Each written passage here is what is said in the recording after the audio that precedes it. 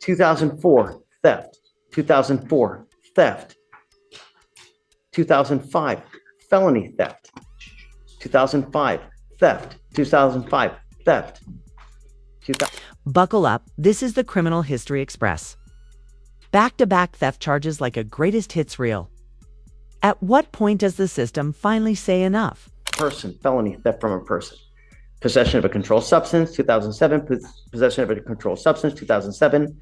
In 2008, theft. 2009, possession of a controlled substance. 2010, possession of a controlled substance. Possession of a controlled substance. Possession of a controlled substance. 2012, theft. Theft. Assault. Theft. Theft. Theft. Theft. 16, 17, 18.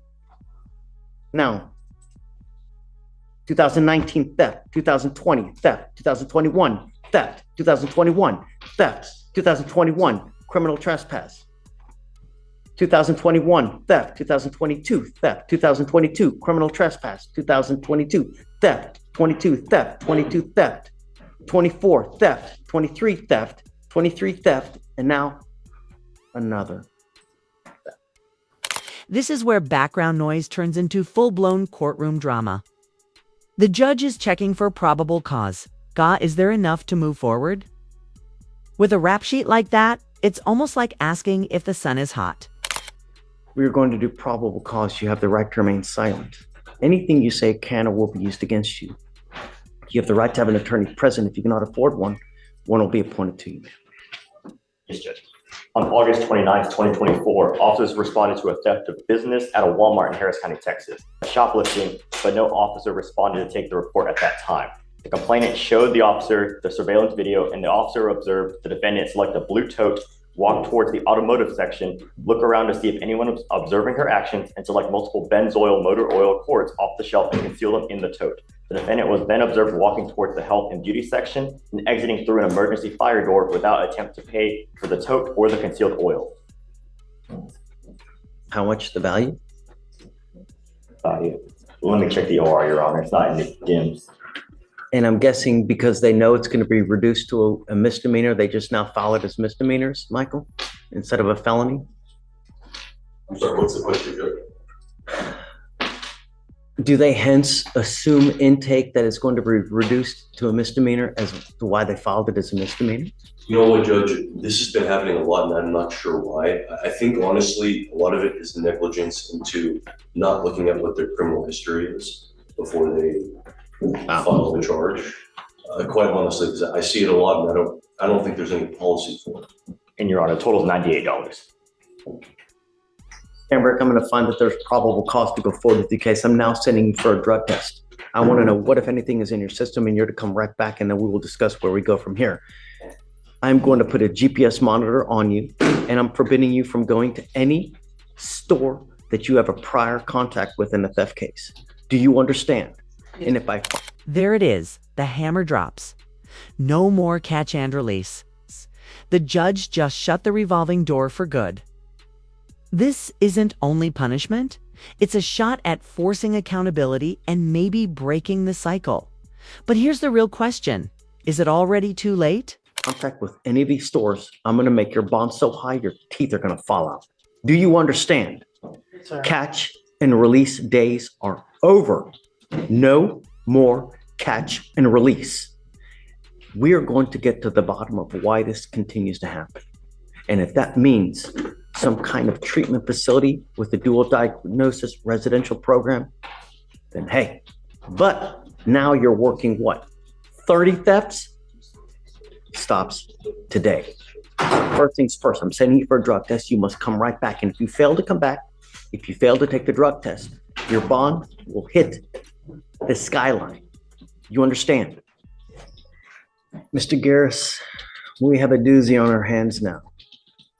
And you are probably one of the best, and thank you for being here. We have quite a doozy with Ms. Cameron. She is someone who continues over and over and over to pick up cases. And we're now to the tune of, how many theft cases do we got? On the list, Joe. Yeah, have some awareness. Yeah. I sent her for a drug test. She tested positive for coke. It ends today. You will now be required to come here 2 times a week to take drug tests. You are forbidden from going into any of the stores for any of the theft cases that you have. And I'm going to tell you now, if you can't stop on your own, then we will do it for you. I'm giving you the opportunity to stop using any illegal drugs on your own now. If you are unable to, then you will be with me. I'll revoke your bond and I'm going to put you in jail. And I will continue to do so until you stop using. If you pick up any more new cases, likewise, I'm going to put you in jail. Do you understand? Yes, sir. You were lucky that you are not charged with a felony now, and I don't understand why. But being after as many theft cases you have now, I just don't understand. But you're lucky that it's a misdemeanor. Be that as it may, no catch and release. We're done. Do you understand? And I'm going to tell you now that I'm going to be very, very hard pressed to just start accepting time served over and over, because what we are doing is we are, and you can see that we are not solving the underlying issue as to why it continues to happen. No. State, the prosecutors and I had a brief discussion about that. I'm going to try to find out more. And Take I'm your sure time. Time will. But in the interim, you will come here every Monday and Thursday to test. And the next time you test positive, I'm going to revoke your bond. I'm going to put you in jail, and I'm going to make your bond high. Do you understand, Ms. Cambrick? Sir. Today is Tuesday. Every Monday and Thursday, you will come here to test. So I will see you here on Thursday. You are to take another drug test, and then I will test you again on Monday. And then after that, you're going to test on Thursday. And I'm strongly considering doing some kind of anti-theft course, as I'm going to see what we can do to have her start doing some kind of proactive kind of help, so to speak, so that it just, I don't understand why. And obviously, I think resources are an issue, but I will help out with that if necessary. Where do you live now? She lives with her father here. Do you have anyone that's going to bond you out if your bond ends up at $10,000? That's what you need to consider when you're out there in the free world. Because if you violate the conditions and I make your bond $10,000 and you don't have anyone to bond you out, and you will be stuck like Chuck. And I'm going to tell you now, no time serves. It's not going to happen.